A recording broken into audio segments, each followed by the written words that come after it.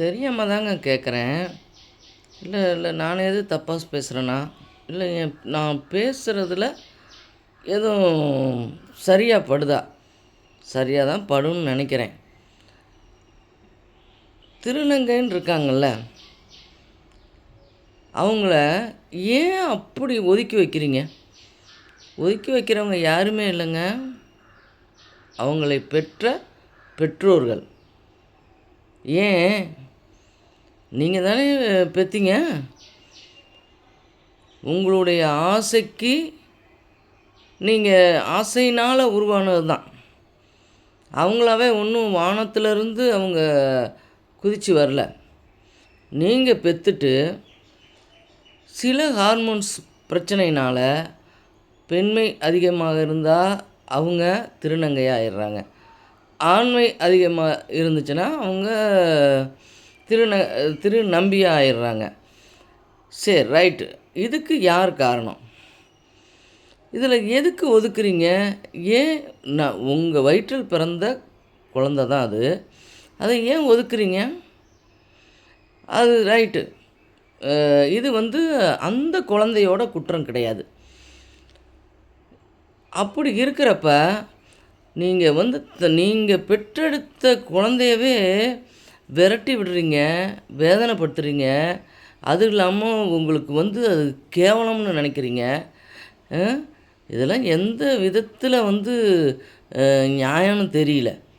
எதுக்கு இப்படி பண்ணுறீங்கன்னு தெரியல. நம்மளாம் மனுஷங்க தானே. நமக்கு பகுத்தறிவுன்னு இருக்குது. அப்படி அதெல்லாம் இருக்கிறப்ப அதெல்லாம் யோசனை பண்ணி பார்க்க வேணாம்? அவங்கள சீராட்டி பாராட்டி அவங்களுக்கு மாற்றம் ஏற்படுதா, அதை புரிந்து அவங்களுக்கு தேவையானதை செய்து அவங்கள அந்த சமுதாயத்தில் ஒரு பெரிய ஆளை ஆக்கி அது மாதிரி பார்க்கணும். அது மாதிரி பார்க்குற மாதிரி தெரியல. அவங்க ஒரு குடும்பத்திலிருந்து பிரிஞ்சு ஏன் ஓடுறாங்க? நீங்கள் பண்ணுற அவங்கள போட்டு தொல்லைப்படுத்தி ஏன் இப்படி இருக்க? யோ, நீங்கள் பெற்றுவிட்டு உங்களால் வந்த பிரச்சனையை நீ எப்படி இருக்கன்னு அவங்கள சொல்கிறீங்க. தப்பு, ரொம்ப ரொம்ப தப்பு. நீங்களாம் திருந்தணும். இதை கேவலமாக நினைக்கக்கூடாது.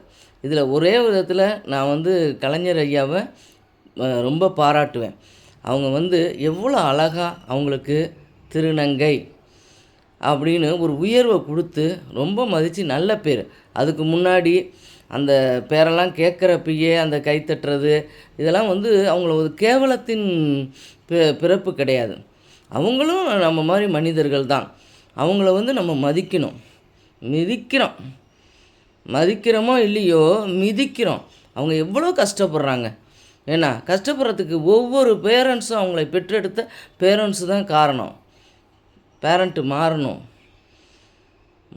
மாறி தன்னுடைய குழந்தை திருநங்கையாக இருந்தாலும் அவங்களுக்கு நல்ல படிப்பை கொடுத்து நல்ல ஒரு அவங்களுடைய உடல் மாற்றத்துக்கு ஏற்ற மாதிரி அவங்களுக்கு நல்லது செய்யணும். நல்லது செய்யுங்க.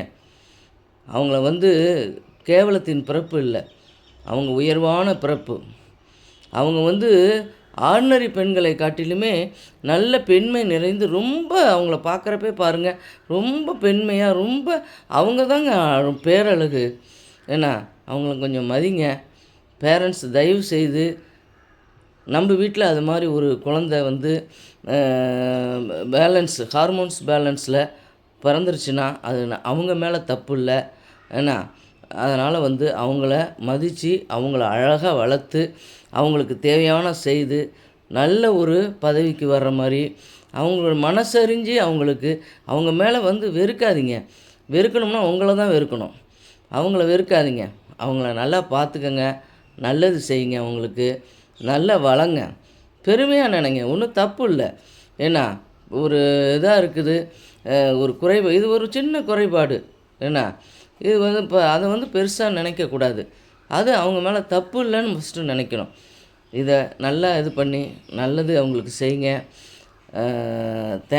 இந்த கருத்து கொஞ்சம் உங்களுக்கு பிடிச்சிருக்குன்னு நினைக்கிறேன். லைக் பண்ணுங்கள், ஷேர் பண்ணுங்கள். அடுத்தது ஒரே ஒரு இது சப்ஸ்கிரைப் பண்ணுங்கன்னு கூட கேட்க மாட்டேன்.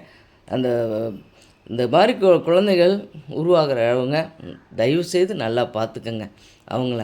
அவங்கள நல்ல ஒரு நிலைக்கு கொண்டு வாங்க. அவங்கள கஷ்டப்படுத்தாதீங்க, அவங்கள விரட்டாதீங்க, கத்தியால் குத்தாதீங்க, கேவலமாக நினைக்காதீங்க. அதை மட்டும் செய்யுங்க. தேங்க்யூ.